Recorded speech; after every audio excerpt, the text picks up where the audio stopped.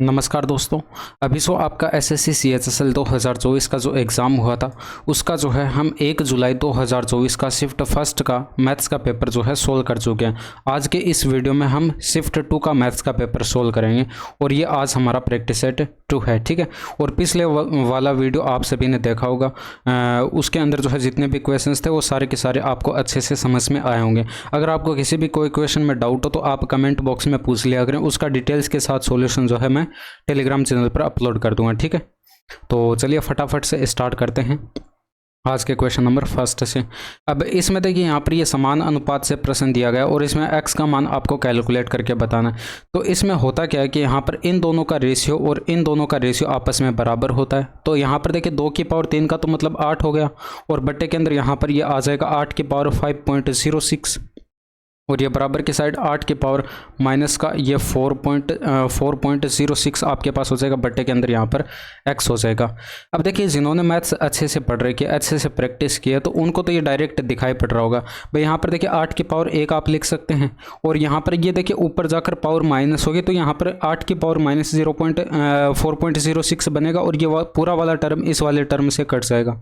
तो यहाँ पर 1 बराबर आएगा 1/x, तो हम कह सकते हैं x बराबर 1 हो जाएगा। तो ये आप यहाँ पर डायरेक्ट कैलकुलेट कर सकते थे। अभी मैं यहाँ पर ये बताऊँगा ये आया कैसे। इसमें देखिए यहाँ पर ये जो आपके पास लिखा हुआ है 8 की पावर 1 बट्टे के अंदर 8 की पावर 5.06। आप देखिए अगर इसको ऊपर लेकर जाते उसके मल्टीप्लाई में, यानी कि 8 की पावर 1 के मल्टीप्लाई में अगर आप इसको बट्टे वाले को लेकर आते तो यहाँ पर 8 की पावर यहाँ पर घात जो है माइनस में हो जाती, यानी कि माइनस का 5.06 आपके पास हो जाता।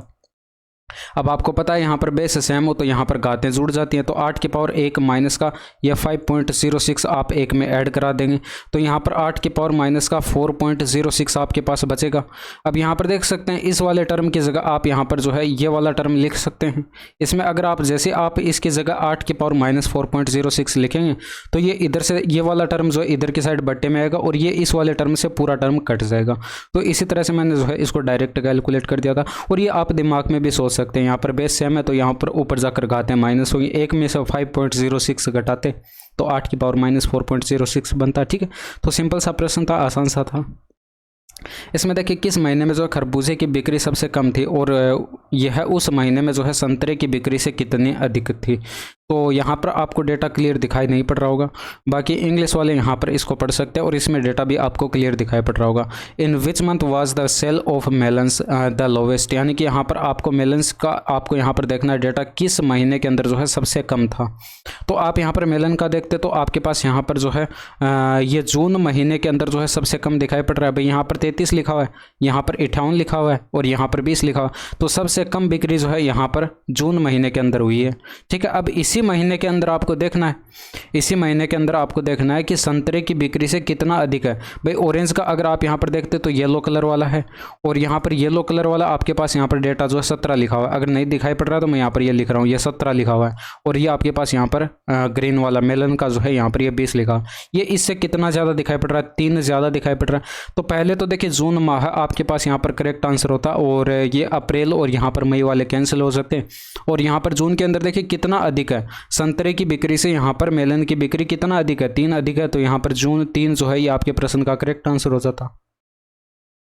अब इसमें देखिए राम ने जो है 40, 45 और 60 की चाल से जो है 60 किलोमीटर पर आवर की चाल से जो है समान दूरी तय की और पूरी यात्रा के दौरान जो है राम की औसत चाल क्या थी, दशमलव के 2 स्थानों तक सही कैलकुलेट करके बताना। अब देखिए अगर आप यहाँ पर सभी जगह यहाँ पर डिस्टेंस 1-1 किलोमीटर के मान लेते हैं, यानी कि 3 आप यहाँ पर समान बराबर दूरी मान लेते हैं। यहाँ पर मान लेते हैं 1 किलोमीटर की दूरी है, फिर 1 किलोमीटर की दूरी और फिर तीसरा अंतराल भी जो है 1 किलोमीटर की दूरी का मान लेते हैं। यहाँ पर स्पीड 40 और यहाँ पर 45 और यहाँ पर ये 60 किलोमीटर पर आवर स्पीड आपको बताई गई।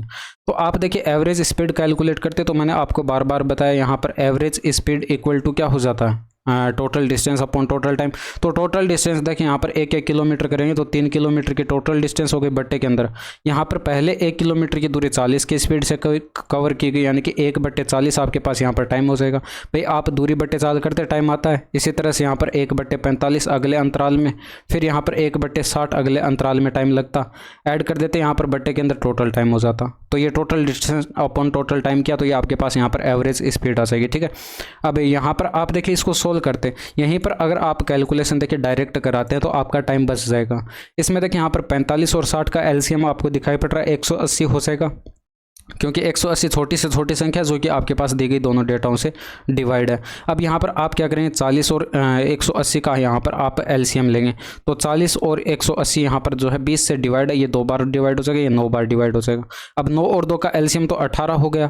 अब यहाँ पर देखिए आपने 20 से डिवाइड भी किया था, तो आप 20 से गुणा करते तो ये आपके पास यहाँ पर एलसीएम आ जाता है किसका, 40, 45 और 60 का, तीनों का, ये 360 आ जाता। ठीक है, अब यहाँ पर इनका एलसीएम 360 बट्टे के बट्टे में आता, तो वो ऊपर चला जाता है, यहाँ पर 3 गुणा में ये 360 ऊपर हो जाता, और बट्टे के अंदर जो है यहाँ पर 360 को आप 40 से डिवाइड करते तो ये 9 आ जाता, प्लस यहाँ पर 45 से डिवाइड करते तो ये आपका यहाँ पर 8 बार कटता। इसके बाद यहाँ पर देखिए ये आप 60 का डिवाइड करते तो ये 6 बार कटता, तो ऊपर देखिए 36 या 108 हो गया, 1080 ऊपर बनेगा, बट्टे के अंदर जो है ये 23 बनेगा। अब 2300 के 92 में होता, और 4 देखिए पहला अंक एक ही ऑप्शन में दिखाई पड़ रहा है, यानी कि 46.96 किलोमीटर पर आवर जो है आपके प्रश्न का यहाँ पर सही आंसर हो जाएगा। ठीक है, ठीक है, नेक्स्ट देखिए।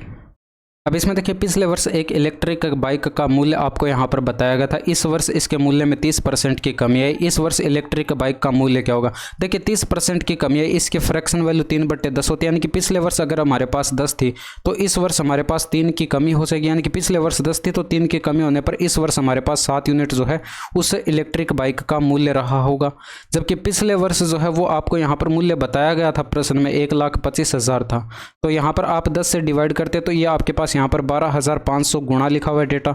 अब यहाँ पर ये भी आपके पास इस वर्ष जो है 7 यूनिट ना होकर ये भी 12,500 गुणा हो जाता, तो यहाँ पर देख सकते हैं ये आपके पास यहाँ पर 700 और 175 ये 875 बनेगा, और आगे 2 0 आ जाएंगे, यानी कि इस वर्ष आपके पास मूल्य कितना था, 87,500 था। अब इसमें देखिए साइन थीटा बराबर बताया गया, तो टेन थीटा का मान आपको कैलकुलेट करके बताना, तो इसमें समकोण त्रिभुज बना लीजिए। ये आपके पास यहाँ पर एक राइट एंगल ट्रायंगल हो जाएगा, इसमें जो है ये कोण आपका यहाँ पर 90 डिग्री का हो जाएगा। अगर ये थीटा है तो यहाँ पर देखिए साइन थीटा बराबर क्या होता है, परपेंडिकुलर अपॉन हाइपोटेनस होता है, तो परपेंडिकुलर 2xy हो गया, हाइपोटेनस आपके पास यहाँ पर x² प्लस का y² हो गया। तो आप बेस कैलकुलेट कर सकते हैं पाइथागोरस थ्योरम से। अंडर रूट के अंदर आप क्या करेंगे, हाइपोटेनस का स्क्वायर करेंगे और यहाँ पर माइनस कर देंगे ये परपेंडिकुलर का स्क्वायर, तो आप यहाँ पर इसका स्क्वायर करते तो ये 4x² और ये y² आता, ये इसमें से माइनस कर देते। हालांकि देखिए ये आपको अब डायरेक्ट दिखाई पड़ रहा है कि यहाँ पर अंडर रूट के अंदर x² माइनस y² का होल स्क्वायर बनेगा, और यहाँ पर जो है उसका वर्गमूल लेंगे तो x² माइनस y² आ जाएगा। ठीक है, जबकि मैं इसको देखिए सोल्व करके दिखा देता हूँ। इसका अगर आप यहाँ पर स्क्वायर करेंगे, ब्रैकेट खोलेंगे तो x की पावर 4 हो गया प्लस y की पावर 4 हो गया, और प्लस का 2x² और y² हो गया, माइनस का 4x² और y² हो गया। जब आप इसको सोल्व करेंगे तो अंडर रूट के अंदर क्या बनेगा, ये आपके पास x की पावर 4 प्लस y की पावर 4, और यहाँ पर देख सकते हैं माइनस का 2x² और y² आपके पास बनेगा। अब यहाँ पर अंडर रूट के अंदर जो बन रहा है ये आपके पास x² माइनस y² का होल स्क्वायर का फॉर्मूला बन रहा है। ठीक है, आप इसको खोलेंगे तो यही आएगा। अब इसका वर्गमूल लेंगे तो x² माइनस का y² आपके पास आ चुका है। तो आपको तो यहाँ पर टेन थीटा का मान कैलकुलेट करके बताना था, तो टेन थीटा बराबर क्या होता है, टेन थीटा बराबर हमारे पास होता है परपेंडिकुलर अपॉन बेस, तो परपेंडिकुलर ये रहा और बेस आपके पास ये रहा, तो 2xy बट्टे के अंदर x² माइनस का y² आपके प्रश्न का यहाँ पर सही आंसर आ जाएगा। आप देखिए चित्र देखने मात्र से भी आंसर टिक कर सकते थे, ये लिख के देखने की आवश्यकता नहीं होती। ठीक है, एग्जाम में। अब इसमें देखिए दो वृत्त एक दूसरे को बिंदु O पर स्पर्श करते हैं और ए बी दोनों वृत्तों की एक सरल उभयनिष्ठ स्पर्श रेखा यानी कि सिंपल कॉमन टेंजेंट आपको यहाँ पर दी गई। इसको देखिए डायरेक्ट कॉमन टेंजेंट भी बोलते हैं, जो बिंदु ए और बिंदु बी पर स्पर्श करती है। और यदि वृत्तों की त्रिज्या आपको बता दी गई R1 और यहाँ पर R2 हैं, तो ए बी का मान कैलकुलेट करके बताना है।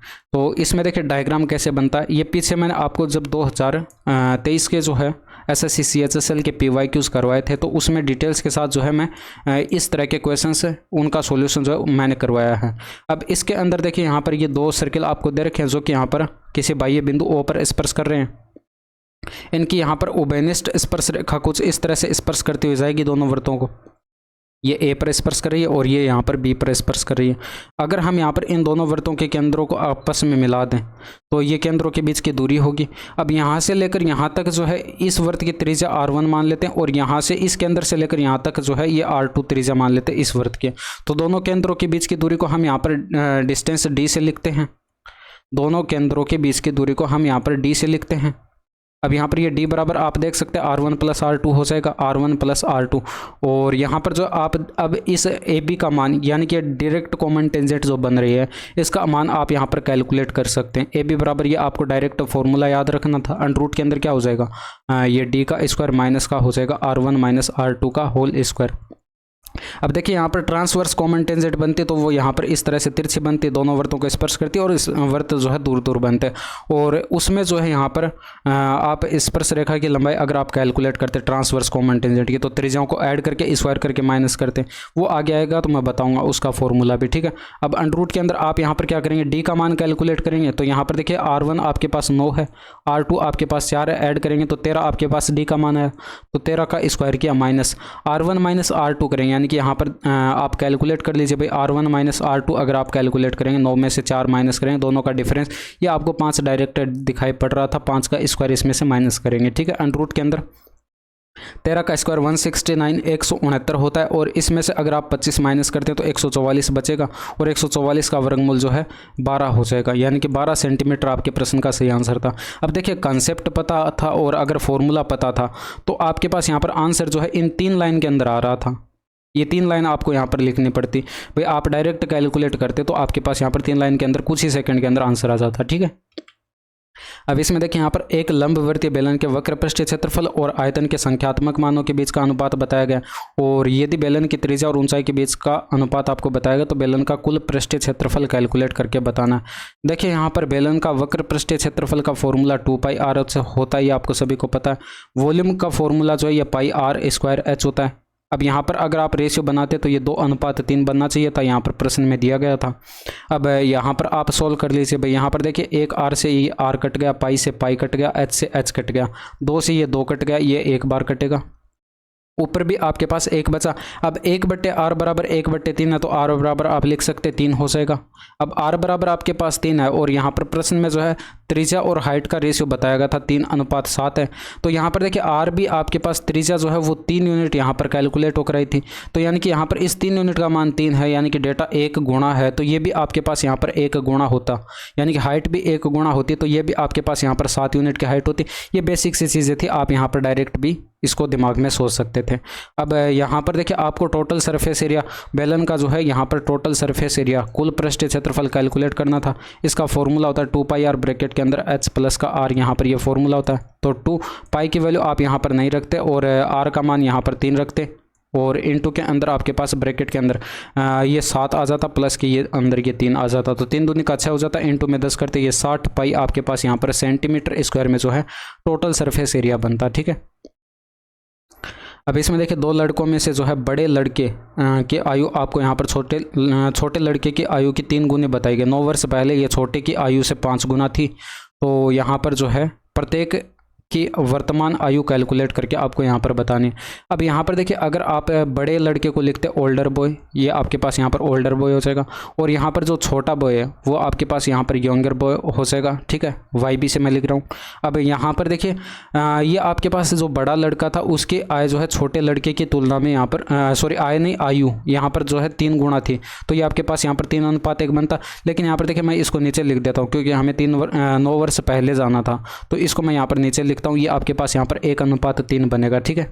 अब 9 वर्ष पहले आप अगर जाते तो ये 5 गुना थी, यानी कि यहाँ पर छोटे लड़के की आयु 1 थी तो यहाँ पर इसकी 5 थी, ये आपके पास रेशियो बनता। यहाँ पर डिफरेंस देखते 4 का और यहाँ पर डिफरेंस देखते तो 2 का, तो आप यहाँ पर गैप बराबर बनाने के लिए इसको 2 से गुणा कराना पड़ता। इस रेशियो को 2 से गुणा कराते तो ये 3 दूनी का 6 हो गया, 2 एकम 2 हो गया, ये आपके पास रेशियो बनता। अब देखिए यहाँ पर आप 9 वर्ष पहले जाते तो यहाँ पर देखिए कितने यूनिट का आपको यहाँ पर गैप दिखाई पड़ रहा है भाई, यहाँ पर देखिए 1 का गैप दिखाई पड़ा और यहाँ पर भी 1 का गैप दिखाई पड़ा, यानी कि 1 यूनिट कम हो रहा है। जबकि प्रश्न में यहाँ पर बताया गया था कि 9 वर्ष पहले आपके पास ये रेशियो था, यानी कि इसी 1 यूनिट की वैल्यू आपको यहाँ पर प्रश्न में 9 वर्ष बताई गई है, यानी कि 1 यूनिट की वैल्यू 9 वर्ष है, तो यहाँ पर 6 और 2 यूनिट की वैल्यू यानी कि वर्तमान आयु यहाँ पर कैलकुलेट करके आप बता सकते हैं। यानी कि यहाँ पर इनके वर्तमान आयु जो है 6, बड़े लड़के की वर्तमान आयु जो है 6 यूनिट ना होकर ये भी 9 गुना हो जाएगी, यानी कि 54 वर्ष हो जाएगी। और यहाँ पर जो है छोटे लड़के की आयु जो है वो आपके पास यहाँ पर 2 यूनिट ना होकर ये भी 9 गुना हो जाएगी, यानी कि 18 वर्ष जो है ये छोटे लड़के की आयु हो जाएगी, ठीक है। तो ऑप्शन नंबर फर्स्ट आपका यहाँ पर करेक्ट आंसर हो जाएगा। अब इसमें देखिए एक वृत्त में जो ए बी सी डी एक चक्रीय चतुर्भुज यहाँ पर बताया गया, जिसमें ए ई जो है ए ई को सी डी के समांतर खींचा गया है और बी ए को एफ तक बढ़ाया गया है, और यदि ए बी सी बराबर 85 डिग्री बताया गया और यहाँ पर एफ ए बराबर 24 डिग्री बताया गया, तो यहाँ पर angle A B C D का मान कैलकुलेट करके बताना। तो साथ साथ में यहाँ पर जो है बनाते जाते हैं। भाई यहाँ पर जो है एक वृत्त आपको बताया गया है और इस वृत्त के अंदर जो है एक चक्रीय चतुर्भुज आपको यहाँ पर बताया गया। तो चक्रीय चतुर्भुज हम यहाँ पर बना लेते हैं। ये मान लेते हैं कुछ इस तरह से, मान लीजिए आपके पास यहाँ पर चक्रीय चतुर्भुज बनेगा, ठीक है। अब यहाँ पर देखिए आपको ये बताया गया था कि ये चक्रीय चतुर्भुज जो है ये ए बी सी डी है, ठीक है, ए बी और यहाँ पर ये सी और ये डी। अब इसमें यह बताया गया था कि यहाँ पर सी डी के समांतर जो है ए ई एक समांतर रेखा खींची जाती है। तो इसके समांतर मान लेते हैं हम एक ए ई रेखा खींचते हैं, तो मान लेते हैं कुछ इस तरह से ये ए ई जो है यहाँ पर ये सी डी के समांतर लगनी चाहिए, ठीक है। इसके समांतर जो है ये मान लेते हैं ये सी डी है, ये ए ई जो है हमने एक रेखा खींची है। इसके बाद यहाँ पर यह भी बताया गया था कि बी ए को एफ तक बढ़ाया जाता है, यानी कि बी ए को आगे की ओर बढ़ाया जाता है एफ तक, ठीक है। मान लेते हैं यहाँ पर ये एफ कोई बिंदु है, एफ तक यहाँ पर ये बढ़ाया गया है इसको, ठीक है। अब यहाँ पर ए बी सी जो है ये आपको यहाँ पर 85 डिग्री बताया गया। अब ये 85 डिग्री है, तो चक्रीय चतुर्भुज में आपको पता है आमने सामने के कोणों का योग 180 डिग्री होता है, तो ये 95 डिग्री बच गया। अब ये 95 डिग्री है, तो यहाँ पर ये आपको दिखाई पड़ रहा है भाई ए ई जो है यहाँ पर ये सी डी के समांतर थी, ए ई जो है ये पैरेलल थी किसके, सी डी के। अब ये पैरेलल थी तो यहाँ पर ये वाला कोण इस वाले कोण के बराबर होगा, क्योंकि यहाँ पर ये एकांतर कोण बनेंगे, यानी कि ये भी आपके पास यहाँ पर 95 डिग्री होगा। इसके अलावा यहाँ पर जो है आपको ये दिखाई पड़ रहा है भाई प्रश्न में ये भी दिया गया था एफ ए ई ये वाला एंगल आपके पास यहाँ पर 24 डिग्री होगा। अब यहाँ पर ये आपको पता है कि एक रेखा पर जो है यहाँ पर ये जो रेखीय कोण बनता है वो 180 डिग्री का बनता है, तो ये पूरा कोण 180 डिग्री का होगा। तो आप 180 डिग्री में से अगर माइनस कर देते यहाँ पर ये 24 डिग्री और ये 95 डिग्री, इन दोनों का योग 119 डिग्री आप यहाँ पर माइनस कर देते, तो ये आपके पास यहाँ पर चक्रीय चतुर्भुज के अंदर जो है ये वाला कोण 61 डिग्री का बच जाता। भाई 180 डिग्री में से 119 डिग्री घटाते तो 61 डिग्री आपके पास बचता। अब आप चाहें तो इन सभी का यहाँ पर टोटल कर लीजिए, आपके पास यहाँ पर 180 डिग्री बनेगा, यहाँ पर ये पूरा कोण है, ठीक है। अब यहाँ पर ये चक्रीय चतुर्भुज के अंदर हम आ चुके हैं। यहाँ पर आपको पता है फिर से यहाँ पर आमने सामने के कोणों का योग क्या होता है, 180 डिग्री होता है। तो यहाँ पर अगर आप फिर से देखिए 180 डिग्री में से ये 61 डिग्री घटाते तो यहाँ पर 119 डिग्री आपके पास बचता, और यहाँ पर यही आपके पास पूछा गया था B C D, angle B C D का मान कैलकुलेट करके बताना था। तो ये आपके पास यहाँ पर कितना आया, 119 डिग्री आया, और ये आपके प्रश्न का यहाँ पर करेक्ट आंसर था। अब इसमें देखिए वर्ष 2021 में शाखाओं ए सी और एफ की औसत बिक्री वर्ष 2022 में शाखाओं ए बी और सी की औसत बिक्री का कितना प्रतिशत है। इंग्लिश वाले यहाँ पर पढ़ सकते हैं, इसको वीडियो को पॉज करिए, ठीक है। अब इसमें देखिए यहाँ पर आपको ए का देखना था, सी का देखना था, एफ का देखना था। 2021 का देखते तो यहाँ पर 80 और ये आपका यहाँ पर 95, 175 हो गया, और ये 70, यानी कि 245 आपके पास यहाँ पर टोटल बनेगा, और ये 2021 का बना है, ठीक है। इसी तरह से आप 2022 का टोटल करते तो यहाँ पर 2022 का मैं डेटा लिख देता हूँ। इसके अंदर देखिए 2022 के अंदर अगर आप यहाँ पर देखते तो ऑरेंज वाला आपको यहाँ पर देखना था, और यहाँ पर आपको 2022 के अंदर ए बी और यहाँ पर सी का देखना था, ए बी और यहाँ पर सी का। तो ये आपके पास 105 और ये 65, 170 बन गया, और ये 110, यानी कि 280 आपके पास यहाँ पर टोटल बनेगा। अब यहाँ पर देखिए आपको एवरेज भी कैलकुलेट करना था, औसत कैलकुलेट करना था, तो यहाँ पर ये 3-3 वर्ष का है, यानी कि यहाँ पर जो है 3-3 वर्ष का आपको एक सेकेंड, यहाँ पर ये जो है आपके पास क्या थी, शाखाएं थी, तो 3-3 शाखाओं का डेटा था, तो आप इसमें 3 दिन का डिवाइड करेंगे, ठीक है। अब यहाँ पर 3 दिन का डिवाइड करेंगे तो आप देखिए यहाँ पर रेशियो बना लीजिए, क्योंकि आपसे प्रतिशत पूछा गया। अब रेशियो बनाएंगे तो यहाँ पर ये 3 इस 3 से कट जाएगा, 5 का आप यहाँ पर डिवाइड करते तो ये आपके पास यहाँ पर 49 आता, 5 का आप यहाँ पर डिवाइड करते तो 5×5 = 25, और ये आपके पास 56 आ जाता। 7 का डिवाइड करते तो ये 7 बार जाता, और ये 8 बार जाता, 7:8 आपके पास ये रेशियो बनता। अब ये जो 2021 का जो डेटा था वो यहाँ पर 2022 का कितना प्रतिशत है ये आपको कैलकुलेट करना था। तो 7 जो है 8 का कितना परसेंट है भाई, 1/8 की परसेंटेज वैल्यू क्या होती है, 12.5% होती है, और गुणा 7 करते तो 12×7 = 84, और ये 3.5, यानी कि आपके पास यहाँ पर 87.5% बनता। अब देखिए अगर परसेंटेज वैल्यू आपको याद है तो आप आंसर जल्दी कैलकुलेट कर पाएंगे, ठीक है। नहीं तो आप यहाँ पर 700 के अंदर 8 का डिवाइड करते तब भी आपके पास आंसर आ जाता। अब इसमें देखिए एक घनाभ की भुजाओं का अनुपात आपको बताएगा और इसका पृष्ठीय क्षेत्रफल जो है 6 इकाई भुजा वाले घन के पृष्ठीय क्षेत्रफल के बराबर है। तो घनाभ का आयतन आपको कैलकुलेट करके बताना। अब देखिए यहाँ पर अगर हम एल बी और यहाँ पर ये एच यहाँ पर भुजाएं मान लेते तो ये 3x, ये 4x और ये 5x भुजाएं हो जाती। अब यहाँ पर घन की भुजा जो है वो हम ए मान लेते तो ए की वैल्यू हमारे पास 6 प्रश्न में बताई गई 6 इकाई। तो यहाँ पर देखिए घनाभ का जो आपके पास पृष्ठीय क्षेत्रफल होता है उसका फॉर्मूला आपको पता होगा, ये फॉर्मूला होता है और ये बराबर जो है इस घन के क्षेत्रफल, घन के जो है पृष्ठीय क्षेत्रफल के बराबर होगा। घन का पृष्ठीय क्षेत्रफल 6 गुणा भुजा स्क्वायर होता है तो इसके बराबर हो जाएगा। अब यहाँ पर वैल्यू पुट कर दीजिए। तो यहाँ पर 2 इंटू में ब्रैकेट के अंदर एल इंटू में बी कराते तो ये आपके पास यहाँ पर 12x स्क्वायर बनता प्लस बी इंटू में एच कराते तो ये 20x स्क्वायर बनता प्लस एच एल कराते तो यहाँ पर ये आपके पास 15x स्क्वायर बनता और ये बराबर की साइड ए की वैल्यू 6 रखते तो 6 का स्क्वायर 36 और 36 का 6 गुणा 216 हो जाता। 2 से आप यहाँ पर डिवाइड करते ये 108 आता और यहाँ पर देख सकते हैं ये आपके पास 32x स्क्वायर बना है प्लस 15 यानी कि 47x स्क्वायर आपके पास यहाँ पर बनेगा बराबर की साइड 108। अब x स्क्वायर बराबर कैलकुलेट करते तो यहाँ पर 108/47 बन रहा है। अब यहाँ पर देखिए कोई भी पूर्ण वर्ग तो यहाँ पर बन नहीं रहा। तो यहाँ पर देखिए आपको कैलकुलेट क्या करना था, यहाँ पर घनाभ का आयतन वॉल्यूम कैलकुलेट करके बताना था। तो वॉल्यूम कैलकुलेट करते तो LBH आपको कैलकुलेट करना था।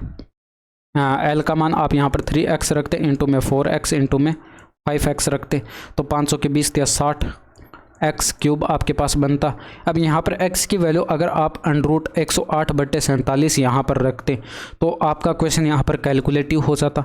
लेकिन यहाँ पर देखिए थोड़ा सा आप यहाँ पर दिमाग लगाते, इसमें देखिए यहाँ पर ये 47 है, ये 47 को अगर अप्रोक्सीमेट आप यहाँ पर 48 मान ले, ठीक है, तो यहाँ पर पूरा क्वेश्चन ही पलट जाएगा। इसमें देखिए यहाँ पर ये आपके पास 108 हो गया, बट्टे के अंदर 48 होगा। अब 12 से डिवाइड करेंगे, ऊपर 9 बार चला जाएगा, बट्टे के अंदर 4 चला जाएगा तो x स्क्वायर बराबर 9/4 तो x बराबर आप लिख सकते हैं 3/2 हो जाएगा। अब x बराबर 3/2 आ चुका है तो आप यहाँ पर वॉल्यूम पर कैलकुलेट कर सकते हैं। यहाँ पर x की वैल्यू 3/2 रखेंगे तो 3/2 का देखिए क्यूब करना है तो ये 27/8 बनेगा। 4 से यहाँ पर डिवाइड करेंगे तो ये 15 इंटू में 27 डिवाइडेड बाई 4 बनेगा, सॉरी यहाँ पर बट्टे के अंदर 2 बनेगा, ठीक है। और यहाँ पर बराबर की साइड 15 से 105 हो गया और हासिल 10 आएगी और ये आपके पास यहाँ पर 40 बन जाएगा और बट्टे के अंदर 2 आ जाएगा। अब इसका आधा करेंगे तो 202.5 बनेगा। अब यहाँ पर देखिए हमने यहाँ पर बट्टे के अंदर जो है वैल्यू को यहाँ पर घटा के लिखा था, ये आपका यहाँ पर अप्रोक्सीमेट 210 के आंसर आ जाएगा। बट्टे के अंदर हमने यहाँ पर वैल्यू को सॉरी यहाँ पर बढ़ा के लिखा था, यहाँ पर 47 को हमने बढ़ा के लिखा था तो इसलिए हमारा आंसर जो आएगा वो हल्का सा कम आएगा। अगर आप एग्जैक्ट यहाँ पर 47 पर कैलकुलेशन करते तो आंसर आपका 202 से लगभग यहाँ पर थोड़ा सा ज़्यादा आपके पास यहाँ पर आता, यानी कि अप्रोक्सीमेट यहाँ पर 210 के करीब हम पहुँच जाते हैं। तो ये ऑप्शन नंबर 3 ही आपके प्रश्न का यहाँ पर करेक्ट आंसर होता है, ठीक है। तो इस तरह से आप यहाँ पर कैलकुलेशन से बच सकते थे। अब इसमें देखिए रवि अपने माल को क्रय मूल्य पर 25% की हानि पर बेचता है लेकिन 45% कम भार का उपयोग करता है तो उसका लाभ या हानि प्रतिशत बताना था। भाई 25% की फ्रैक्शन वैल्यू 1/4 होती है, यानी कि 4 पर 1 का लॉस हुआ होगा तो 4 की वस्तु उसने 3 में बेची होगी। यहाँ पर ये कॉस्ट प्राइस हो गया, ये सेलिंग प्राइस हो गया। अब यहाँ पर आप देख सकते हैं ये पैसे जो ले रहा है यानी कि ये टोटल 100% के ले रहा है, जबकि यहाँ पर 45% कम भार का उपयोग करता है, यानी कि तोला उसने कितना 55 तोला। तो यहाँ पर जितना भार वह तोलता है वो आप कॉस्ट प्राइस के नीचे लिखते हैं और जितना उसे तोलना चाहिए था वो आप सेलिंग प्राइस के नीचे लिखते हैं। रेशियो बना लीजिए, 4 से डिवाइड करेंगे 1 बार कटेगा, 4 से डिवाइड करेंगे 25 हो गया, 55 इंटू में 1 करेंगे 55 हो गया, 25 3 75 हो गया। तो आप देख सकते हैं 55 की वस्तु यहाँ पर 75 में बेची गई। तो यहाँ पर जो है 20 यूनिट का आपको यहाँ पर प्रॉफिट दिखाई पड़ा। 20 यूनिट का प्रॉफिट हुआ कितने पर 55 पर और गुणा 100 करते हैं तो यहाँ पर देखिए 5 से ऊपर और नीचे डिवाइड करते ही आपके पास यहाँ पर 500 के 20 हो गया, बट्टे के अंदर 11 होगा, इंटू में 100 होगा। और यहाँ पर आपको पता है 1/11 की परसेंटेज वैल्यू होती है 9 से 1/11, 4 से गुणा कराते हैं तो 9 के 36 से ही 4/11% आपके पास यहाँ पर यह प्रॉफिट आता है क्योंकि अधिक में बेची जा रही है वस्तु। तो ऑप्शन नंबर 4 आपके पास करेक्ट आंसर हो जाता। इसमें देखिए दिए गए कितने वर्षों में जो ए प्रकार की कारों का उत्पादन दिए गए वर्षों में इस प्रकार की कारों के औसत उत्पादन से अधिक था। तो यहाँ पर टाइप ए प्रकार की कारों का आपको देखना था और यहाँ पर देखिए डेटा आपको क्लियर दिखाई नहीं पड़ रहा होगा, इंग्लिश वाले यहाँ पर पढ़ सकते हैं इसको। और इसमें देखिए आपको डेटा भी थोड़ा सा क्लियर दिखाई पड़ रहा होगा। इसमें देखिए आप यहाँ पर टाइप ए प्रकार की कारों का अगर टोटल कर दिए क्रॉस से दिखाया गया, ये वाले आपके पास यहाँ पर टाइप ए प्रकार की कारों का डेटा है, ठीक है। तो यहाँ पर जो है ये 6 वर्षों का डेटा आपको दिया गया, तो आप यहाँ पर पहले तो क्या करते, एवरेज कैलकुलेट करते, क्योंकि आपको यहाँ पर एवरेज कैलकुलेट करना था और उसके बाद बताना था कि टाइप ए प्रकार की जो कार हैं उनका प्रोडक्शन जो है किन वर्ष के अंदर जो है आपके पास यहाँ पर कम था, वो आपको यहाँ पर बताना था। तो एवरेज कैलकुलेट करने के लिए हम यहाँ पर सभी डेटा को ऐड करते हैं, तो ये 100 हो गया, ये 200 300 हो गया, और ये 600 हो गया, ये 400 1000 हो गया, यानी कि टोटल आपके पास यहाँ पर 1000 तो ये हो गया। इसके बाद 250 और 125 यानी कि 375 ये हो गया, 1375 आपके पास टोटल बना। और टोटल 6 वर्ष का डेटा था, तो आप इसमें 6 का डिवाइड करते, 6 दूनी का 12 हो गया, बच गया एक, फिर 6 दूनी का 12, फिर यहाँ पर 5 बच गया, 6 नम 54, 129 पॉइंट आपके पास यहाँ पर समथिंग यहाँ पर 229 पॉइंट समथिंग आपके पास यहाँ पर आता। अब इससे आपको यहाँ पर देखिए कम किन किन वर्षों में दिखाई पड़ रहा है, इसी में देखना टाइप ए प्रकार की कारों का। तो यहाँ पर 400 ये कम नहीं है, 300 कम नहीं है, 250 भी कम नहीं है, 200 यहाँ पर 229 से कम है, और यहाँ पर 125 कम है, और यहाँ पर ये 100 भी कम है। तो यहाँ पर जो है 3 वर्षों के अंदर आपको ये कम दिखाई पड़ा, तो 3 वर्ष आपके प्रश्न का यहाँ पर सही आंसर हो जाएगा। और यहाँ पर आप देख सकते हैं ऑप्शन नंबर फर्स्ट आपका करेक्ट आंसर हो जाएगा। ठीक है। अब इसमें देखिए यहाँ पर केंद्र ओ वाले एक वृत्त का व्यास आपको पी क्यू बताएगा। पी क्यू रेखा को यहाँ पर बढ़ाया जाता है जो आर के स्पर्श रेखा के साथ ए पर मिलती है, और यहाँ पर यदि एंगल आर पी क्यू बराबर 27 डिग्री बताएगा तो एंगल आर क्यू पी का माप क्या होगा। तो सबसे पहले हम यहाँ पर क्या करते हैं, एक वृत्त बना लेते हैं। ये आपके पास यहाँ पर एक वृत्त दिया गया है जिसका केंद्र आपको यहाँ पर ओ बताया गया है। ठीक है। अब इसका यहाँ पर व्यास भी आपको बताया गया पी क्यू, तो यहाँ पर एक व्यास पी क्यू खींच लेते हैं, और यहाँ पर इसकी एक स्पर्श रेखा आर के साथ जो है यहाँ पर एक स्पर्श रेखा आर आपको यहाँ पर बताई गई। ठीक है। अब यहाँ पर देखिए अगर आप ये आपके पास पी क्यू व्यास था, अब यहाँ पर ये पी क्यू को यहाँ पर आगे की ओर बढ़ाया जाता है, तो ये आर की स्पर्श रेखा के साथ जो है बिंदु ए पर मिलता है, ये आपको प्रश्न में यहाँ पर बताया गया था। तो यहाँ पर इसको हम आगे की ओर बढ़ाते हैं, और ये यहाँ पर मान लेते हैं इसको कट कर जाती है। ठीक है। ये बिंदु यहाँ पर ए आपको बताया गया। ठीक है। इसके बाद यहाँ पर आप क्या करते हैं, बिंदु आर को पी से मिला देते, और यहाँ पर जो है बिंदु क्यू को आप आर से मिला देते। अब आपको पता है यहाँ पर पी क्यू व्यास है, और व्यास द्वारा परिधि पर बनाया गया कोण क्या होता है, 90 डिग्री का होता है। और प्रश्न में यहाँ पर जो है ये वाला एंगल बताया गया था आर पी क्यू, ये आपके पास यहाँ पर 27 डिग्री बताया गया था। तो ये एक समकोण त्रिभुज बन रहा है, तो त्रिभुज के तीनों कोणों का योग क्या होता है, 180 डिग्री होता है। तो ये 90 और यहाँ पर 27 117 डिग्री आप घटाते 180 डिग्री में से, तो ये 63 डिग्री आपके पास बच जाता, और यही आपसे पूछा गया था। ठीक है। अब देखिए आप ऐसे भी कैलकुलेट कर सकते थे, इसमें आपको एक कोण 90 डिग्री दिखाई पड़ गया, यानी कि बाकी दो कोणों का सम 90 डिग्री होना चाहिए, तो आप 90 डिग्री में से 27 डिग्री घटाते तब भी आपके पास 63 डिग्री आंसर आता। ठीक है। अब इसमें देखिए एक व्यक्ति 55 मील प्रति घंटे की चाल से जो 110 मील तक गाड़ी चलाता, और वह अगले 120 मील की यात्रा 60 मील प्रति घंटे की चाल से यात्रा करता है, और अगले 60 मील की दूरी जो है 1 घंटे में तय करता है। तो मील प्रति घंटे में पूरी यात्रा के लिए उसके औसत चाल कैलकुलेट करके बताने थे, तो वही करते आप average speed equal to total distance upon total time करते हैं। तो यहाँ पर 110 मील हो गया, 120 यानी कि 230 मील हो गया, और ये 60 यानी कि 290 मील आपके पास यहाँ पर टोटल डिस्टेंस आ चुकी है बट्टे के अंदर। देखिए 1 घंटे के अंदर ये 55 मील चलता है, तो 2 घंटे के अंदर यहाँ पर 110 मील चला जाएगा, यानी कि 2 घंटे का टाइम यहाँ पर लगेगा। अब 1 घंटे के अंदर 60 मील चलता है, तो 120 मील चलने में इसको 2 घंटे लगेंगे, यानी कि 2 घंटे यहाँ पर लग गए, और यहाँ पर तो 60 मील 1 घंटे में चल ही रहा था, तो 1 घंटे यहाँ पर हो गया। और यहाँ पर आप देखिए बट्टे के अंदर 5 बनता, तो 5 पंचे 25 हो गया, 5 अट्ठे 40 हो जाता, तो 58 मील जो है पर आवर आपके पास यहाँ पर करेक्ट आंसर हो जाता है। ठीक है।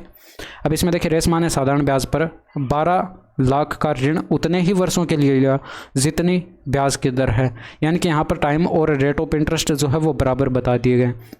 अब यदि उसने ऋण अवधि के अंत में जब ब्याज के रूप में 9,72,000 का भुगतान किया तो वार्षिक ब्याज दर कैलकुलेट करके बतानी। तो एमटीएस में मैंने आपको यहाँ पर बताया था, इस टाइप का प्रश्न करवाया था भाई, यहाँ पर रेट ऑफ इंटरेस्ट और टाइम जो है ये बराबर बताए गए, और यहाँ पर एक्स मान लेते हैं। अब पीआरटी डिवाइडेड बाय 100 वाला फॉर्मूला यूज़ करते हैं, तो यहाँ पर प्रिंसिपल आपको 12 लाख बताया गया, तो यहाँ पर आप 12 लाख रखते, और इनटू के अंदर R rate of interest time T, और ये बट्टे के अंदर जो है 100 हो जाता, बराबर हमारे पास ब्याज आता, जो कि प्रश्न में बताएगा 9,72,000। कैलकुलेट कर दीजिए।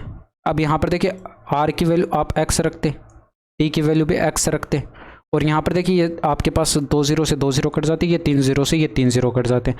12 का इधर आकर डिवाइड हो जाता, ऊपर x इंटू में x स्क्वायर बनता। 12 का इधर डिवाइड करते, 12 8 96 हो गया, 12 एकम 12 हो गया। तो x बराबर आपके पास 9 आ जाएगा और ये आपको कैलकुलेट करना था, यानी कि रेट ऑफ इंटरेस्ट भी आपके पास 9% है और टाइम भी 9 वर्ष। तो यहाँ पर ऑप्शन नंबर फर्स्ट आपका करेक्ट आंसर हो जाएगा, क्योंकि रेट ऑफ इंटरेस्ट आपसे पूछी गई थी, 9% हो जाएगी। ठीक है, अब इसमें देखिए यदि भौतिकी में उच्च शिक्षा प्राप्त करने के लिए भौतिकी में कम से कम 60% अंक आवश्यक हैं, तो कितने छात्र भौतिकी में उच्च शिक्षा के लिए पात्र होंगे? इंग्लिश वाले यहाँ पर इसको पढ़ सकते हैं वीडियो को पॉज करके। ठीक है, अब इसमें देखिए भौतिकी, इसमें गणित और भौतिकी में 50 अंकों में से प्राप्त अंकों को दर्शाती है। तो यहाँ पर ये आपके पास यहाँ पर भौतिकी में अगर आप यहाँ पर देखें तो इसमें देखिए 50 अंकों में से प्राप्त कर रहा है, और यहाँ पर देखिए ये कितने अंक प्राप्त करने हैं, 60% अंक प्राप्त करने हैं। तो 50 का अगर आप 60% कैलकुलेट करते तो ये आपको डायरेक्ट दिखाई पड़ रहा है 30 हो जाता, यानी कि 30 मिनिमम 30 अंक जो है उच्च शिक्षा प्राप्त करने के लिए चाहिए भौतिकी के अंदर, और 30 हो सकते हैं और 30 के बाद यहाँ पर अधिक कितने भी हो सकते हैं। तो 30 और उससे अधिक आप यहाँ पर देखते हैं भौतिकी के अंदर यहाँ पर 21 छात्र थे, तो ये आपके पास यहाँ पर छात्रों की संख्या आ जाएगी। ठीक है, नेक्स्ट देखिए, अब इसमें देखिए ए और बी जो है एक काम को 8 दिनों में कर सकते हैं और बी अकेले जो है इसे 16 दिनों में कर सकता है। अब ए अकेले इसी कार्य को कितने दिनों में पूरा कर सकता है? तो आप यहाँ पर देख सकते हैं ए और बी जो है ये दोनों एक साथ मिलकर 8 दिन में कर रहे हैं, जबकि बी अकेला जो है ये 16 दिन में कर रहा है। दोनों का एलसीएम लेते ये 16 आ जाता, ये आपके पास यहाँ पर टोटल वर्क हो जाता। ठीक है, अब 8 दूनी का 16, 2 इन दोनों की एफिशिएंसी मिलाकर हो जाती, 1 यूनिट इसकी एफिशिएंसी हो जाती। अब यहाँ पर आप देख सकते हैं बी की एफिशिएंसी हमारे पास 1 यूनिट है, तो यहाँ पर ए की एफिशिएंसी इसकी भी 1 यूनिट हो जाएगी, तभी यहाँ पर दोनों की मिलाकर 2 यूनिट हो रही है। ठीक है, तो यहाँ पर देखिए ए को ये टोटल काम करना था, टोटल वर्क हमारे पास 16 यूनिट का था, और ये 1 की एफिशिएंसी से करेगा, तो आप इसमें 1 का डिवाइड करेंगे तो 16 दिन ही तो लगेंगे, तो 16 दिन का जो है वो आपके पास यहाँ पर करेक्ट आंसर हो जाएगा। अब इसमें देखिए यहाँ पर इसका मान कैलकुलेट करके बताना, तो आप ऊपर करते 7 इंटू में 7 प्लस का है, तो 7 प्लस इसमें देखिए आप डिवाइड पहले करते हैं, तो 8 इंटू में 7/8 ऐसे लिख लेते हैं इसको, प्लस यहाँ पर 7, और यहाँ पर देखिए डिवाइड को अगर आप मल्टीप्लाई में चेंज करते हैं तो यहाँ पर वैल्यू पलट जाती है, यानी कि 1/7 हो जाएगा, और यहाँ पर भी 1/7 हो जाएगा। इसी तरह से बट्टे के अंदर ये 3 है, प्लस यहाँ पर देखिए डिवाइड पहले सोल्व करते तो ये 3 से 3 कट जाएगा और ये 3 बचा है प्लस के अंदर। इसी तरह से यहाँ पर करते तो ये 5 इंटू में 1/5 हो जाता और इंटू में 1/5 हो जाता। आप यहाँ पर देख सकते हैं इसमें जो है ये आपके पास 7 से 7 कट जाएगा, 5 से ये 5 कट गया, 8 से ये 8 कट गया, ऊपर 7 + 7 14 बना, और प्लस के अंदर 1/7 बनेगा। बट्टे के अंदर जो है 3 + 3 6 बना, और प्लस के अंदर 1/5 बनेगा। तो ऊपर आप सोल्व करते तो देखिए 14 7 98 और 1 99/7 बनता, और बट्टे के अंदर 5 × 30 और 31/5 बनता। तो यहाँ पर ऊपर मल्टीप्लाई में लेकर जाते तो वैल्यू पलट जाती, यानी कि 5/31 हो जाता। अब ऊपर 5 की गुणा करा देते तो 9 × 5 = 45 हो गया, हासिल 4 आएगी, ये 49 हो जाएगा। बट्टे के अंदर 7 × 21 या 217 हो जाएगा। अब देखिए हमें न्यूमरेटर में क्या चाहिए, यूनिट डिजिट 5 चाहिए, तो यहाँ पर ऑप्शन से चेक करा लेते पहले। 7 दूनी का 14 हो गया, 14 + 1 15, यूनिट डिजिट 5 मिल रहा है। इसमें देखिए 7 एकम 7 और 1 8, यूनिट डिजिट अंश में 8 मिल रहा है, ये नहीं होगा। 7 एकम 7 और यहाँ पर 1 8, यहाँ पर भी 8 मिल रहा है, नहीं होगा। 7 × 21, यहाँ पर 1 मिला, और यहाँ पर 7 और 1 8, यहाँ पर भी 8 मिल रहा है, तो ये भी आपके पास यूनिट डिजिट यहाँ पर भी 5 नहीं मिल रहा। तो ऑप्शन नंबर फर्स्ट आपका करेक्ट आंसर हो चुका है। अब इसमें देखिए 3 व्यक्ति एक पद के लिए चुनाव लड़ते हैं और उन्हें क्रम से जो है 1136 और यहाँ पर 7636 और 11628 मत मिले। जीतने वाले उम्मीदवार का कुल मतों का प्रतिशत कितना था? आपको पता है जिसको यहाँ पर सबसे ज़्यादा मत मिले वो चुनाव जीत जाएगा। तो यहाँ पर विनर ये होगा, यानी कि ये जो 11628 है ये कुल मतों का कितना परसेंट है। कुल मत कैलकुलेट करते तो आप तीनों के मत ऐड करा देते, यहाँ पर तीनों को ऐड कराते तो आपके पास कितना बनता वो आप यहाँ पर बट्टे के अंदर रखते और गुणा 100 करा देते। भाई यहाँ पर 8 और 6 14 और 6 20 का 0 हो गया, हासिल 2 आती, और 2 और 3 5 और यहाँ पर 3 8 और 2 10 का 0 आ गया, हासिल 1 आती। 6 और यहाँ पर 6 12 और यहाँ पर 1 13 और यहाँ पर 1 14 का 4 आ जाता, हासिल 1 आती। 1 और 7 8 और 1 9 और 1 10 का 0 आ गया, हासिल 1 आती। और ये 1 और 1 2 हो जाता और गुणा 100 करते हैं। आप लिख कर भी आप इनको ऐड करा सकते हैं अगर आप ऐसे कन्फ्यूज़ हो रहे हैं तो। 2 0 से 2 0 कट गया। अब आप ऊपर यहाँ पर 5 और नीचे ऊपर और नीचे 4 से डिवाइड करते तो बट्टे के अंदर तो 51 बन रहा है, ऊपर 4 से डिवाइड करते हैं तो ये 4 दूनी का 8 हो गया, 9 चौके 36 हो गया, फिर यहाँ पर 0 बार जाएगा, 7 चौके 28 हो गया। अब आप देख सकते हैं 17 3 51 होता है, तो क्या ऊपर 17 का भाग जा रहा है, चेक कर लेते हैं भाई। 17 3 51 हो गया, 17 एकम 17 हो जाएगा। फिर यहाँ पर बचेगा 12 उतारेंगे 0, 17 7 119 होता है, 7 बार चला गया। फिर यहाँ पर 1 बचेगा, 17 एकम 17 171 आ गया। इसमें आप 3 का डिवाइड करते तो 5 3 का 15 हो गया, 7 3 का 21 हो गया। तो यानी कि 57% आपके प्रश्न का यहाँ पर करेक्ट आंसर हो जाता है। ठीक है, अब इसमें देखिए 2 गोलों के पृष्ठीय क्षेत्रफलों का अनुपात आपको बताएगा, उनके आयतनों का अनुपात कैलकुलेट करके बताना है। तो यहाँ पर आपको पता है गोलों का पृष्ठीय क्षेत्रफल क्या होता है, 4 पाई r स्क्वायर होता है। तो 4 पाई r1 स्क्वायर, ये आप यहाँ पर पहले गोले का आप पृष्ठीय क्षेत्रफल मान लेते, 4 पाई r2 का स्क्वायर, ये आपके पास यहाँ पर दूसरे गोले का पृष्ठीय क्षेत्रफल होता। इन दोनों का रेशियो बनाते तो बराबर 25 अनुपात 36 आना चाहिए था। तो 4 पाई से तो 4 पाई कट गया, r1 का स्क्वायर बट्टे r2 का स्क्वायर बराबर 25 बट्टे 36 है। तो दोनों साइड वर्गमूल लेते तो आपके पास r1 का r2 के साथ रेशियो 5 अनुपात 6 आ जाता। अब आपको वॉल्यूम का रेशियो कैलकुलेट करके बताना था, यानी कि V1 और V2। अब यहाँ पर वॉल्यूम, गोले का वॉल्यूम क्या होता है, 4/3 पाई। अब r क्यूब होता है तो पाई r1 का क्यूब हो जाएगा। अब यहाँ पर 4/3 पाई r2 का क्यूब हो जाएगा। तो यहाँ पर आप देख सकते 4/3 पाई से 4/3 पाई कैंसिल, और यहाँ पर आप लिख सकते r1 अपॉन r2 का होल क्यूब। अब यहाँ पर r1 और r2 का रेशियो आपके पास 5 अनुपात 6 है। तो आप यहाँ पर वैल्यू पुट करते तो ऊपर 125 बनता, 5 का क्यूब बट्टे के अंदर 6 का क्यूब 216 बनता। तो अनुपात कितना आ जाता, 125 अनुपात 216। अब इसमें देखिए यहाँ पर एक ट्रायंगल ABC बताया गया, इसके 2 माध्यिकाएं आपको बताई गई AD और ये BE हैं, जो कि G पर यहाँ पर समकोण पर प्रतिच्छेद कर रही हैं। और यहाँ पर इन दोनों माध्यिकाओं की लंबाई भी आपको प्रश्न में बता दी गई है। अब यहाँ पर BD की लंबाई आपको कैलकुलेट करके बतानी किसके बराबर होगी। तो सबसे पहले यहाँ पर आप क्या करते हैं, एक ट्रायंगल बना लेते हैं। ये मान लीजिए आपके पास यहाँ पर एक ट्रायंगल दिया गया है ABC, AB और यहाँ पर ये C। ठीक है, अब इसमें क्या किया गया है कि यहाँ पर जो है 2 माध्यिकाएं खींची गई हैं। एक आपके पास यहाँ पर AD हो जाएगी और दूसरी माध्यिका आपके पास यहाँ पर BE हो जाएगी। ठीक है, ये आपके पास यहाँ पर BE और ये आपके पास यहाँ पर AD। ठीक है, अब यहाँ पर ये दोनों माध्यिकाएं एक दूसरे को बिंदु G पर प्रतिच्छेद करती है और ये समकोण पर प्रतिच्छेद करती है। ये आपसे प्रश्न में यहाँ पर बोला गया है। ठीक है, अब यहाँ पर ये समकोण त्रिभुज बना है और इसमें आपको यहाँ पर BD का माप कैलकुलेट करके बताना, यहाँ से लेकर यहाँ तक। तो आप कैसे कैलकुलेट करते हैं भाई, आपको पता है यहाँ पर माध्यिकाएं जो है एक दूसरे को 2:1 के अनुपात में यहाँ पर बांटती हैं। तो ये आपके पास यहाँ पर 2 और 1 के अनुपात में यहाँ पर बट जाएंगी। इसके बाद यहाँ पर देखिए अगर आप टोटल AD देखते हैं तो यहाँ पर टोटल AD आपके पास यहाँ पर कितनी है, 3 यूनिट की बन रही है भाई। 2 और 1 3 यूनिट की बन रही है, जबकि प्रश्न में इसकी लंबाई 18 सेंटीमीटर बताई गई थी। तो यहाँ पर डेटा जो 6 गुणा दिया गया। तो यहाँ पर आपके पास जो है ये लंबाई जो है आपके पास यहाँ पर ये 1 यूनिट ना होकर ये भी आपके पास यहाँ पर 6 गुणा हो जाती है, यानी कि 1 का 6 गुणा करते तो 6 ही तो होता। आप देखिए डायरेक्ट भी ये सोच सकते हैं, ये आपको लिख के नहीं देखना पड़ता, मैं समझाने के लिए इतना कुछ लिख रहा हूँ। इसमें देखिए BE आपके पास यहाँ पर टोटल 3 यूनिट है, 2 और 1 3 यूनिट बन रही है। BE की लंबाई टोटल 3 यूनिट बन रही है, जबकि प्रश्न में यहाँ पर 12 सेंटीमीटर बता रखी है, यानी कि डेटा आपको यहाँ पर 4 गुणा दिखाई पड़ रहा है। तो ये भी आपके पास यहाँ पर जो है BG की लंबाई जो है 2 यूनिट ना होकर 2 का 4 गुणा हो जाएगी, यानी कि 8 सेंटीमीटर आपके पास इसकी लंबाई हो जाएगी BG की। ठीक है, अब आप देख सकते हैं इस समकोण त्रिभुज में यहाँ पर परपेंडिकुलर आपके पास है, बेस आपके पास है 8 और ये 6।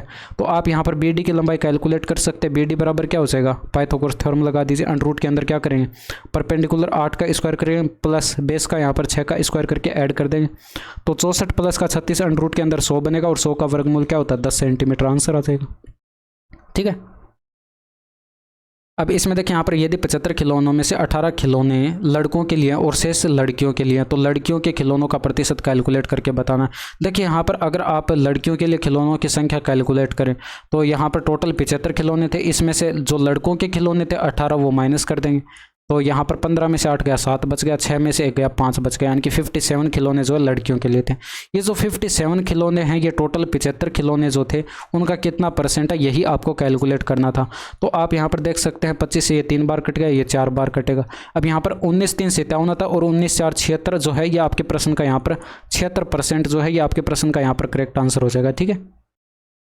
निम्नलिखित व्यंजक का मान कैलकुलेट करके बताना। तो इसमें देखिए यहाँ पर सबसे पहले हम ब्रैकेट सोल्व करते हैं, सिंप्लीफिकेशन का ये प्रश्न है। इसमें देखिए सबसे पहले हम ऑफ को सोल्व करेंगे, तो यहाँ पर 9 पंचे 45 और 1 46 बट्टे 9 बन गया। अब देखिए ये प्रश्न कैलकुलेटिव होगा काफ़ी ज़्यादा। इसमें देखिए 45 और 1 46 बट्टे 9 बन गया, और यहाँ पर ऑफ का मतलब मल्टीप्लाई होता है। 20 नमा 180 हो गया, और यहाँ पर ये 9 ऐड करेंगे 189 हो गया, बट्टे के अंदर 20 हो जाएगा।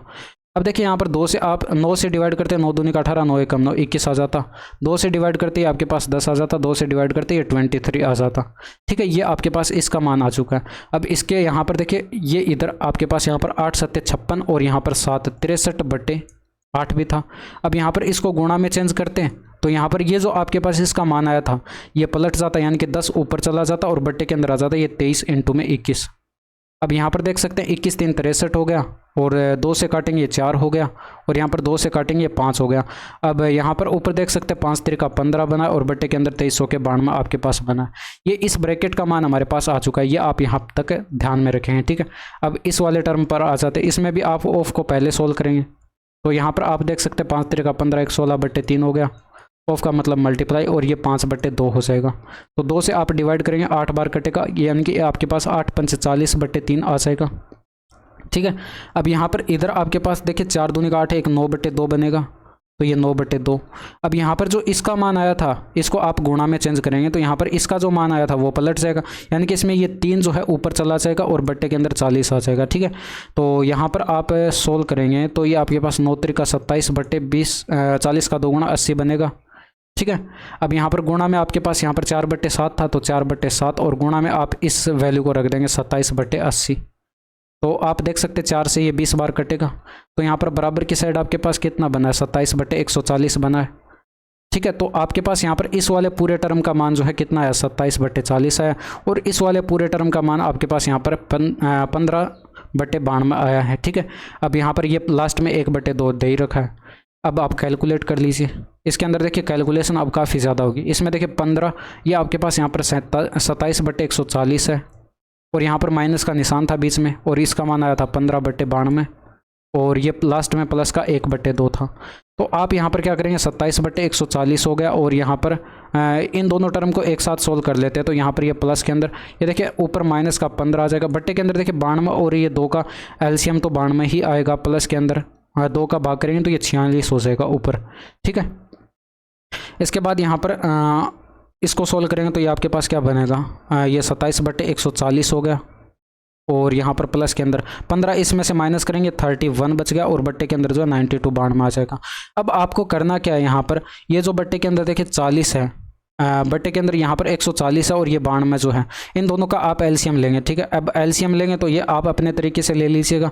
इसमें देखिए दोनों डेटा आपके वो यहाँ पर 4 से डिवाइड दिखाई पड़ रहे हैं, तो 4 3 12, 4 पंचे 20 हो गया, और यहाँ पर 23 के 92 हो गया। 4 दोनों में उबेनिस्ट था, यानी कि आप यहाँ पर 4 से गुणा करा देंगे, तो 35 का 4 गुणा 140 हो गया, और गुणा में 23 हो गया, तो 14 3 42 हो गया, हासिल 4 आएगी 8, 14 दूनी का 28, और यहाँ पर 4 32, ये आपके पास 3220 इनका एलसीएम आया। तो बराबर की साइड आप यहाँ पर कैलकुलेट करेंगे तो ये बट्टे के अंदर 3220 हो गया। ऊपर की साइड यहाँ पर देखिए अगर आप यहाँ पर एलसीएम को 140 से डिवाइड करते हैं तो ये कट जाता, और बचता क्या 23 बचता। तो यहाँ पर आप इसको जो है 23 से गुणा करा देते हैं। अगर आप यहाँ पर देखिए 92 से डिवाइड करते हैं एलसीएम को, तो 2300 के 92 कट जाता, 35 बचता। तो यहाँ पर आप ऊपर जो है 35 से गुणा करा देते हैं। अब यहाँ पर लिख लीजिए भाई 23 सत्ते 161 हो गया, और हासिल आ जाएगी 16, 23 दूनी का 46, और 16 कितना हो जाएगा 52, और ये 62 हो गया। प्लस के अंदर यहाँ पर 35 के गुणा कराएं तो 35 का 1 गुणा 5 हो गया, और यहाँ पर हासिल 3 आएगी। 35 का 3 गुणा ये आपके पास 105, और 3 108 हो जाएगा। तो आप यहाँ पर देख सकते हैं ये आपके पास बनेगा 701 बनेगा ऊपर, और ये आपके पास यहाँ पर 1700 सॉरी यहाँ पर जो है ये आपके पास 706 बनेगा, और यहाँ पर ये 1706 आपके पास टोटल बना है ऊपर। बट्टे के अंदर जो 3220 है। तो आप ऊपर और नीचे 2 से डिवाइड करते तो 8 दूनी का 16 हो गया, बच गया 1, 5 दूनी का 10 हो गया, 3 दूनी का 6 हो गया। बट्टे के अंदर इसका आधा करते तो 1610 बनता, और ये आपको ऑप्शन नंबर 4 के अंदर दिखाई पड़ रहा है। तो आप देख सकते हैं कितना ज़्यादा कैलकुलेटिव था। हालांकि फिर भी मैंने यहाँ पर थोड़ा सा एक्सप्लेन करके बताया, बट बाकी इससे थोड़े से कम टाइम में भी आप इसको कैलकुलेट कर सकते थे अगर फास्ट कैलकुलेट करते तो। ठीक है, अब इसमें देखिए वह संख्या कैलकुलेट करके बतानी है जिसे क्रमिक रूप से जो है 3, 5 और 7 से भाग देने पर क्रमशः 2, 1 और 3 शेषफल प्राप्त होता है और अंतिम भागफल 3 प्राप्त होता है। तो यहाँ पर आप क्या करेंगे, एक साइड आप डिवीज़र लिखेंगे और एक साइड आप यहाँ पर रिमाइंडर लिखेंगे। अब यहाँ पर डिवीज़र आपके पास 3 है, फिर 5 है, फिर यहाँ पर 7 है, फिर यहाँ पर रिमाइंडर आपके पास 2 है, 1 है फिर, और इसके बाद यहाँ पर 3 है। और यहाँ पर ऐसा करने पर फाइनल जो आपके पास यहाँ पर भागफल जो आता है, यानी कि क्यूशिएंट आपके पास जो आता है वो 3 आता है। तो आपने इस तरह से लिख लिया। अब यहाँ पर क्या करेंगे, आप एक टेबल बना लेंगे, ठीक है। तो ये आप यहाँ पर इस तरह से जो है, इस तरह से आपके पास यहाँ पर मान लीजिए एक टेबल बना लेंगे, ठीक है। अब यहाँ पर देखिए कंसेप्ट क्या अप्लाई हो रहा है वो भी मैं आपको यहाँ पर डिटेल्स के साथ बताऊंगा। अभी के लिए आप यहाँ पर इतना समझ लीजिए, इसमें आपको इस तरह से टेबल बना लेना है, ठीक है। अब यहाँ पर आपको करना क्या है, इसमें जो है आप क्या करेंगे, 7 की 3 के साथ गुणा कराएंगे और यहाँ पर जो आपके पास 7 त्रिका 21 आएगा, इसमें ये शेषफल 3 ऐड करेंगे। तो 7 त्रिका 21 और 3 24 हो गया। अब आप यहाँ पर क्या करेंगे, 24 की यहाँ पर 5 से गुणा कराएंगे और इसमें 24 में ये एक ऐड करेंगे, ठीक है। तो 24 5 120 और 1 121 हो गया। इसके बाद यहाँ पर इसका 121 के साथ यहाँ पर गुणा कराएंगे 3 का, तो ये आपके पास 363 बनेगा और 363 में ये 2 ऐड करेंगे तो 365 बन गया। और यही आपके पास यहाँ पर करेक्ट आंसर था, ऑप्शन नंबर फर्स्ट। अब देखिए कंसेप्ट यहाँ पर समझिए कौन सा अप्लाई हो रहा है। भाई यहाँ पर आपने रिमाइंडर थ्योरम पढ़ी होगी,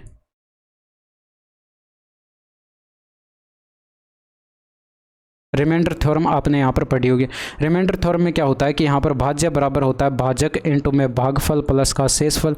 यहाँ पर देखिए ए जो है ये भाज्य है जिसको आप डिविडेंड बोलते हैं, बी हमारे पास भाजक है जिसको आप यहाँ पर डिवीज़र बोलते हैं, क्यू हमारे पास भागफल है जिसको आप क्यूशिएंट बोलते हैं, आर हमारे पास शेषफल है जिसको आप रिमाइंडर बोलते हैं। और इसके अंदर एक शर्त भी होती है, ये आर का जो मान है वो 0 से तो बड़ा होता है या फिर 0 के बराबर भी हो सकता है, लेकिन बी से हमेशा यहाँ पर ये छोटा रहेगा, ठीक है। अब यहाँ पर यही कंसेप्ट अप्लाई हो रहा है। भाई अगर आप यहाँ पर देखते हैं इसके अंदर ये जो आपके पास यहाँ पर 3 लिखा हुआ है, इसका आप 365 में डिवाइड करते 121 बार जाता और 2 शेषफल बचता, वो आपने यहाँ पर लिख दिया। अब 121 जो आया है इसमें आप यहाँ पर 5 का डिवाइड करते तो यहाँ पर देखिए आपके पास 24 आता, 24 5 120, एक शेषफल बचा वो आपने यहाँ पर लिख दिया। अब देखिए 24 में आप 7 का डिवाइड करते तो 7 त्रिका 21 3 बार गया और यहाँ पर जो शेषफल 3 बचा वो आपने यहाँ पर लिख दिया। बस प्रश्न में क्या किया गया कि इसी का उल्टा पूछ लिया गया।